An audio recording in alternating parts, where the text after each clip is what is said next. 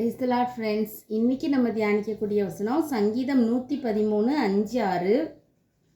உன்னதங்களில் வாசம் பண்ணுகிற நம்முடைய தேவனாகிய கர்த்தருக்கு சமமானவர் யார்? அவர் வானத்திலும் பூமியிலும் உள்ளவைகளை பார்க்கும்படி தம்மை தாழ்த்துகிறார். அம்மா ஃப்ரெண்ட்ஸ், அவ்வளோ உன்னதமான ஒரு தேவன். அவங்களுக்கு நிகரானவர், சமமானவங்க யாருமே இல்லை. அவரே உயர்ந்தவர். அவ்வளோ வல்லமை அவங்களுக்கு இருக்குது. ஆனாலும் பூமியிலையும் வானத்திலையும் இருக்கிறத பார்க்கும்படி அவர் தன்னைத்தானே தாழ்த்துகிறார் அப்படின்னு இருக்குது ஃப்ரெண்ட்ஸ்.